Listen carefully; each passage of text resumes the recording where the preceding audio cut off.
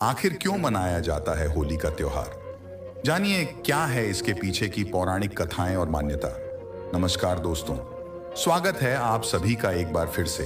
दोस्तों, होली भारत के सबसे पुराने पर्वों में से है।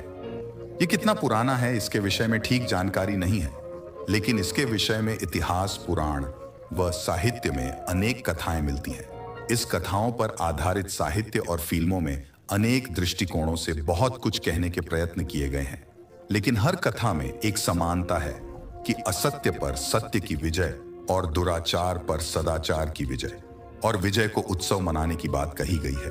तो आइए जानते हैं होली से जुड़ी सभी जरूरी धार्मिक मान्यताएं। नंबर 1, प्रहलाद और होलिका की कथा। होली का त्योहार की सबसे प्रसिद्ध कथा प्रहलाद और होलिका की कथा से जुड़ा हुआ है।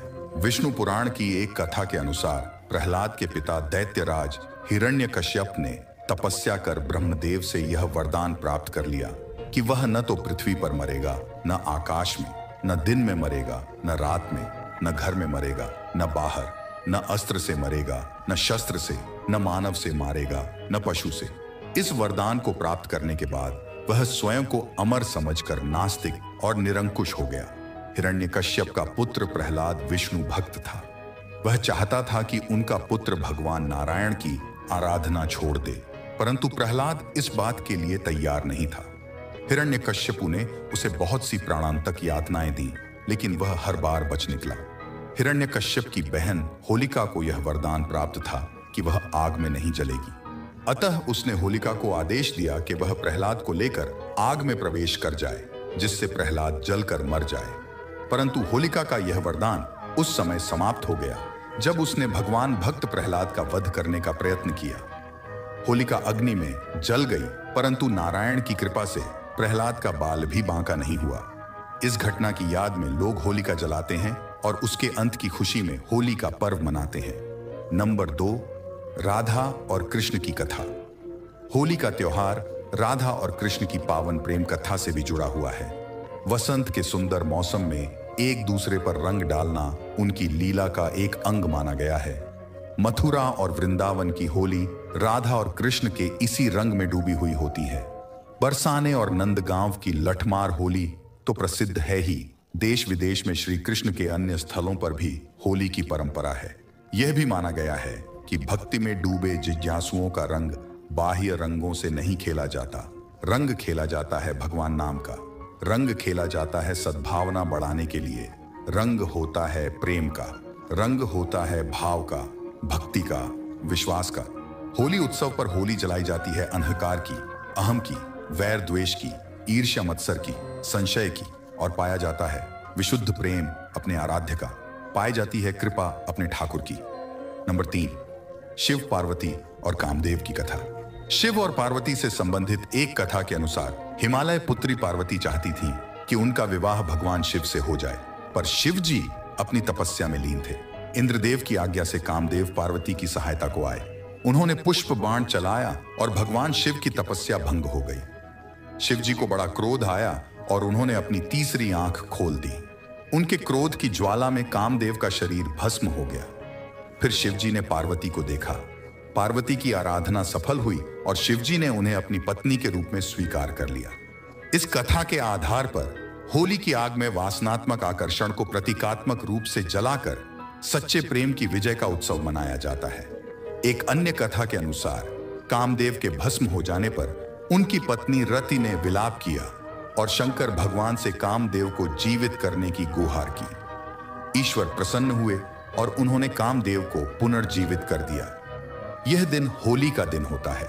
आज भी रति के विलाप को लोक संगीत के रूप में गाया जाता है और चंदन की लकड़ी को अग्निदान किया जाता है, ताकि कामदेव को भस्म होने में पीड़ा ना हो।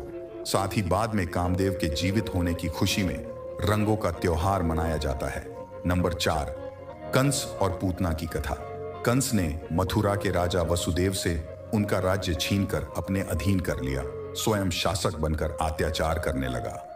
एक भविष्यवाणी द्वारा उसे पता चला कि वसुदेव और देवकी का 8वां पुत्र उसके विनाश का कारण होगा। यह जानकर कंस व्याकुल हो उठा और उसने वसुदेव तथा देवकी को कारागार में डाल दिया।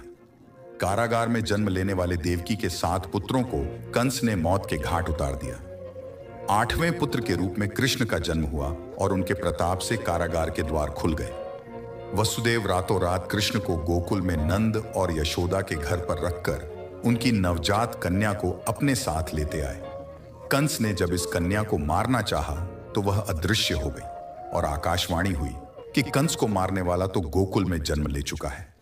कंस ये सुनकर डर गया और उसने उस दिन गोकुल में जन्म लेने वाले हर शिशु की हत्या कर देने की योजना बनाई। इसके लिए उसने अपने अधीन काम करने वाली पूतना नामक राक्षसी का सहारा लिया।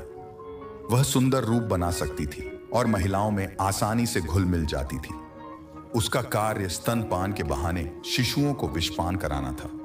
अनेक शिशु उसका शिकार हुए, लेकिन कृष्ण उसकी सच्चाई को समझ गए और उन्होंने पूतना का वध कर दिया।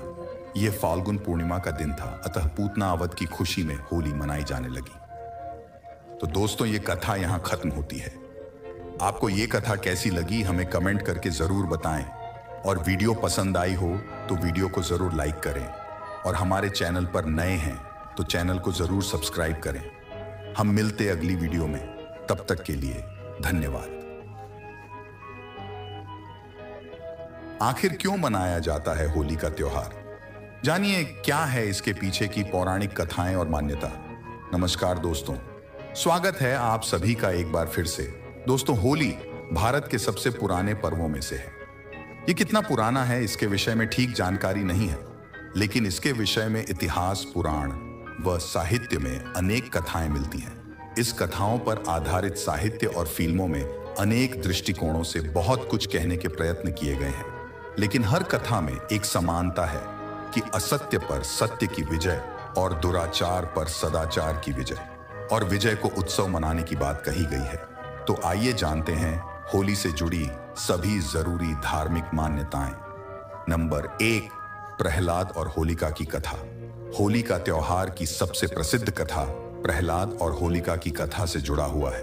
विष्णु पुराण की एक कथा के अनुसार प्रहलाद के पिता दैत्यराज हिरण्यकश्यप ने तपस्या कर ब्रह्मदेव से यह वरदान प्राप्त कर लिया कि वह न तो पृथ्वी पर मरेगा, न आकाश में, न दिन में मरेगा, न रात में, न घर में मरेगा, न बाहर, न अस्त्र से मरेगा, न शस्त्र से, न मानव से मारेगा, न पशु से।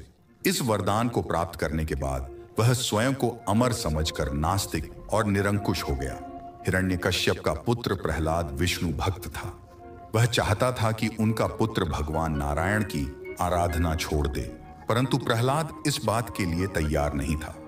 हिरण्यकश्यपु ने उसे बहुत सी प्राणांतक यातनाएं दी, लेकिन वह हर बार बच निकला। हिरण्यकश्यप की बहन होलिका को यह वरदान प्राप्त था कि वह आग में नहीं जलेगी। अतः उसने होलिका को आदेश दिया कि वह प्रहलाद को लेकर आग में प्रवेश कर जाए, जिससे प्रहलाद जलकर मर जाए। परंतु होलिका का यह वरदान उस समय समाप्त हो गया जब उसने भगवान भक्त प्रहलाद का वध करने का प्रयत्न किया। होलिका अग्नि में जल गई, परंतु नारायण की कृपा से प्रहलाद का बाल भी बांका नहीं हुआ।